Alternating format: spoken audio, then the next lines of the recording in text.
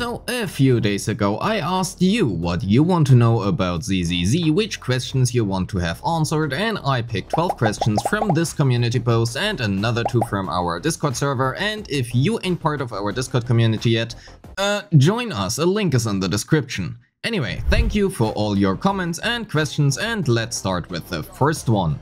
What are your thoughts on the pros and cons of Anomaly versus Attack Type DPS characters in ZZZ?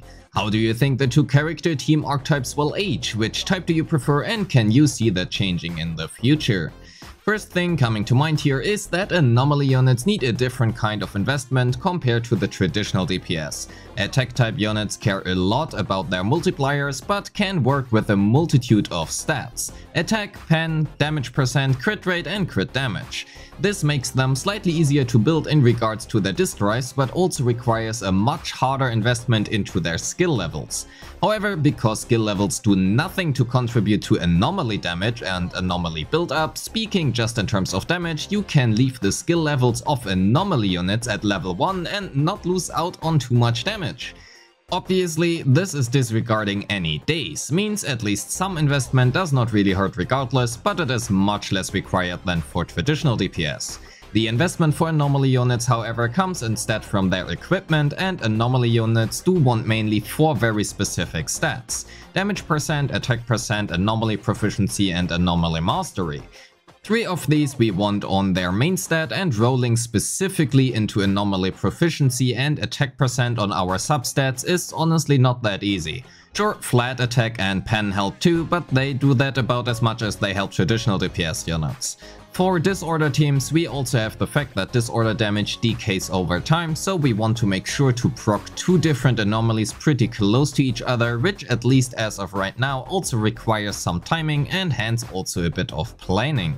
In regards to how they will age, another Discord member also asked that, and I think that is really hard to predict. Hoyo just needs to introduce a Shio FX which increases Anomaly build-up resistance, and traditional DPS will be on top. Or continue releasing these enemies which cannot build any daze or Anomaly whatsoever, and Anomaly units are literally useless as much as stunners are. But that is all theoretically, means they could also release an enemy which cannot be hit by critical hits, and that makes traditional DPS pretty bad now. So, given that they don't overly release enemies like that, or at all, I think both will age fairly well, and with disorder teams not being at their full potential yet, I think Anomaly can still improve by quite a bit. For your question, which type I personally prefer, neither to be honest.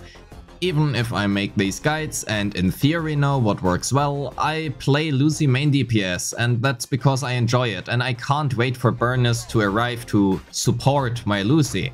I really only play the characters I like and don't care much about meta myself.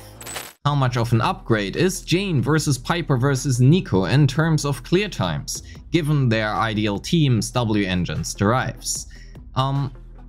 I would prefer to answer this question differently. However, speaking from a theoretical standpoint, Jane is an upgrade to both of them simply because power creep inherently exists. This is also reflected in many calculations from different reliable sources such as Goba or Pritwin, or myself as well, as I will at least like to think I am reliable. However, looking at a unit's own damage numbers is not a good comparison to other units, and I think Pritwin makes a very good point here. They have different playstyles, and Jane likes being on field a lot and inflicts a lot of Anomaly damage over this time by repeatedly proccing Assault. However, this leaves not a lot of time for her teammates. Neko as well as Piper are burst style DPS, and Corin for that matter as well, which leaves a lot more time for the other units. This leaves more room for example, your on-field stunners to over and over again stun the enemies, or for your support. This also means that burst DPS teams will get often more access to the stun multiplier, whereas on-field DPS units such as Jane get less. Well, unless you play her with a stunner, but even in that case you will get less stuns than in a dedicated team. Point being, the damage distribution of each unit is very different with also different playstyles. And I know I bring Pritwin up here a lot, but also the skill of the player is important is such an important sentence. If you cannot play a team either due to its skill ceiling or simply just dislike the playstyle, picking a unit which in theory does less damage might still come out ahead for you. I think it could be interesting to do a recap of which characters don't need their core passive activated. Is it really important in team comps to activate a character's second passive by having team members from the same element faction?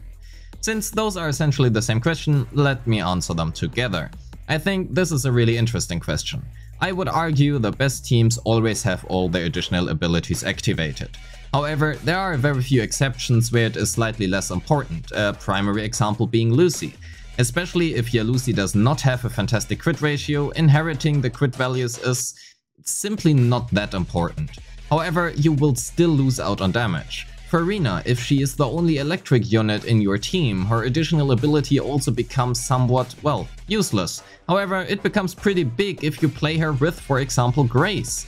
Same with Nicole or Soukaku. If you don't play them with Ether or Ice DPS respectively, her additional ability loses a lot of value, or all of it.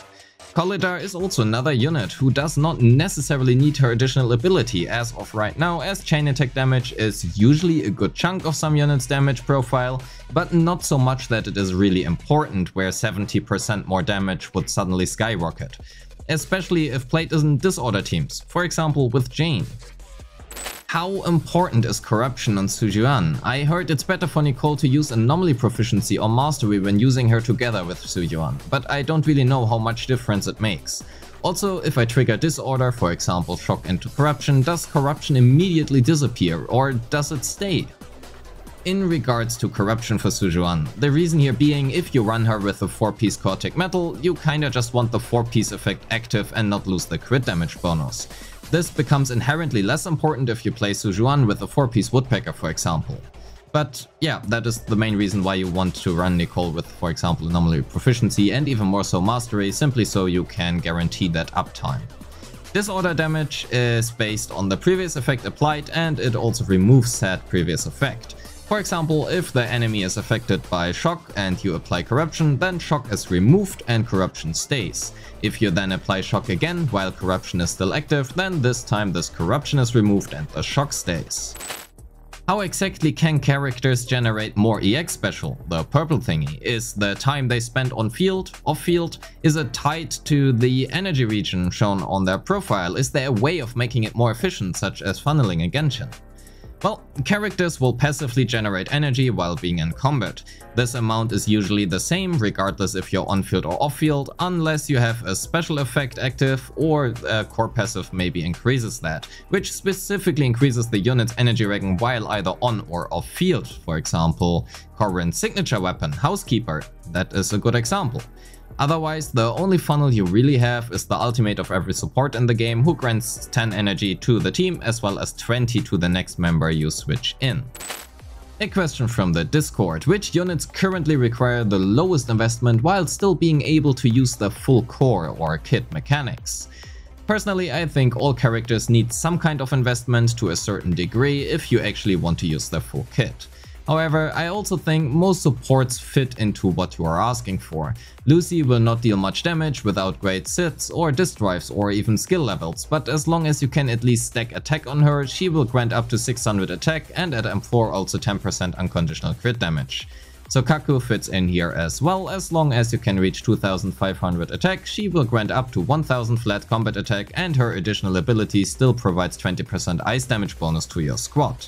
Same for Nicole, up to 40% Death Shred and 25% more ether damage, as well as crit rate with her M6. Lastly, Seth and Rina.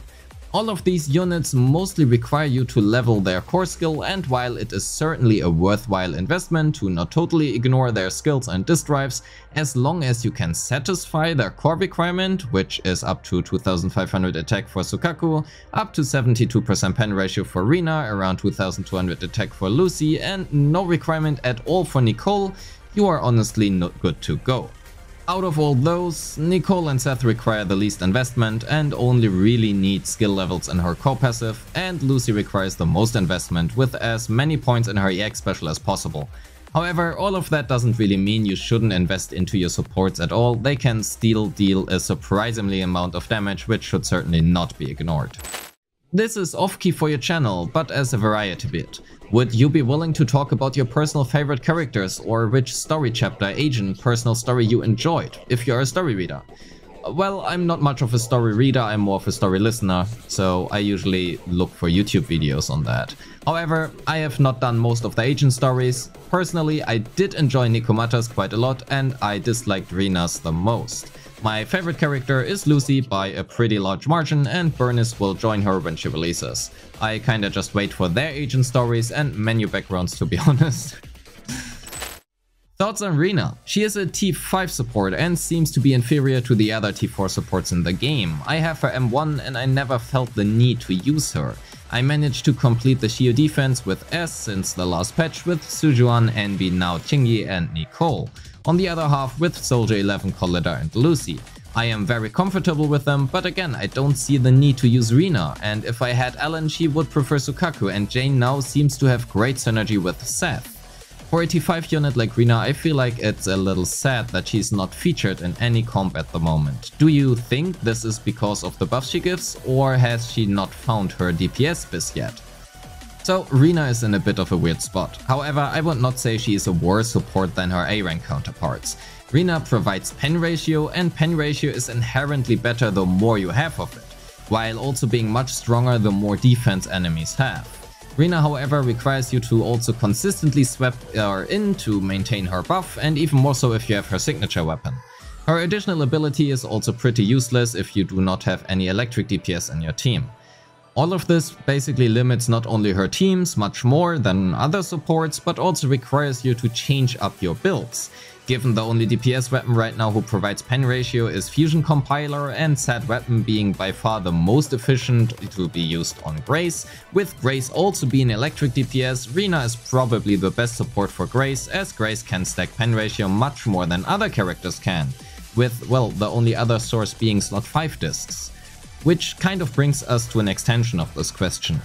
I will not do an in-depth guide, so I will skip this part. However, how does pen ratio actually affect damage? Does 100% pen come out to 100% damage increase against same level enemies, for example like Death Threat and Star Rail?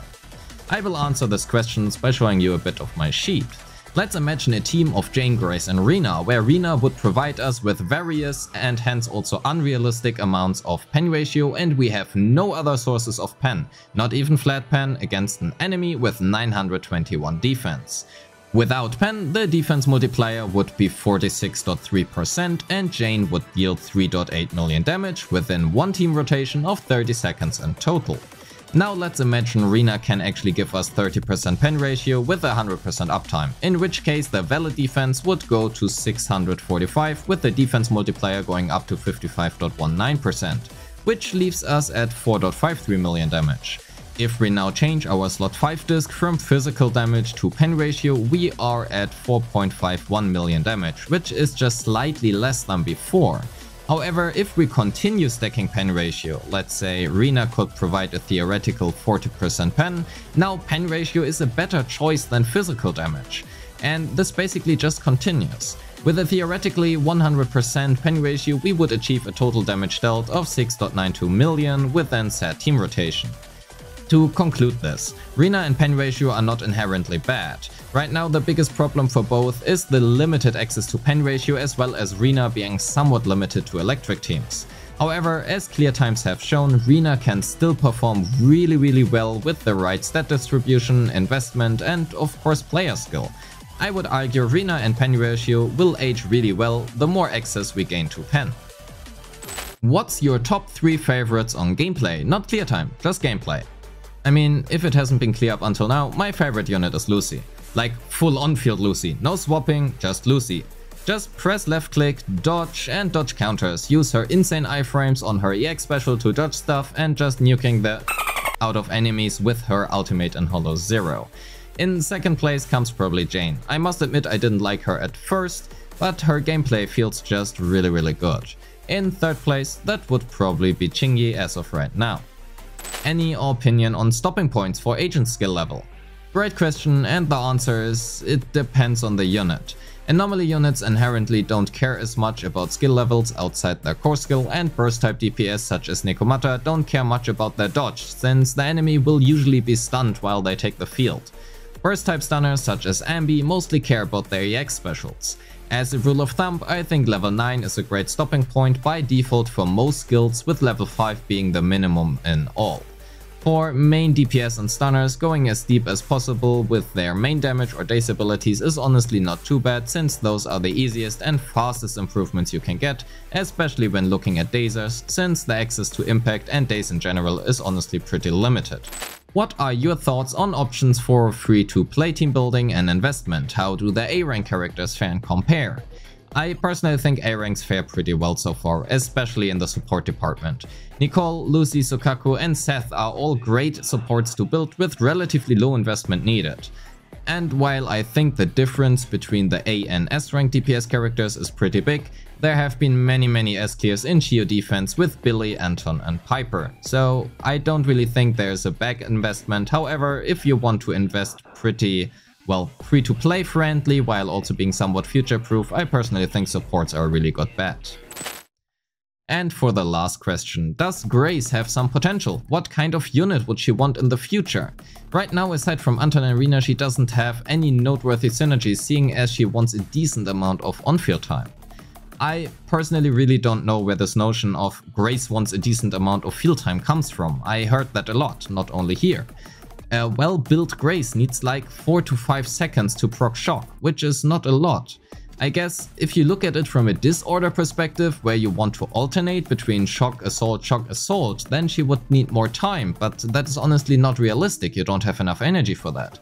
The current disorder setups all still mainly focus on one element with another element being sprinkled in, kinda at least. In a Jane Grace team, that would be, for example, assault, shock, assault, shock, assault, just as an example. I would argue her current best team is indeed with Anton and Rina, but a Jane Grace Rina team can still fare pretty well as long as your Grace is built. And you also have to take care that you actually line up your EX special with your charges. And obviously, if you like that playstyle is also a very different question. And that wraps up the video. Let me know in the comments if you like this kind of video or not, and leave me feedback. It is the first time I'm doing something like this, so any feedback is much appreciated. If your question wasn't answered or you have your own question, please feel free to join the Discord. We have a channel dedicated to questions like these, and many other of the awesome people over here are happy to help out as well. Anyway, thanks to everyone who left a comment, and while I cannot answer all questions, especially very specific ones in these kind of videos, I hope this video still helped you out. That all said, don't forget to leave a like and subscribe, and have a great day. Peace.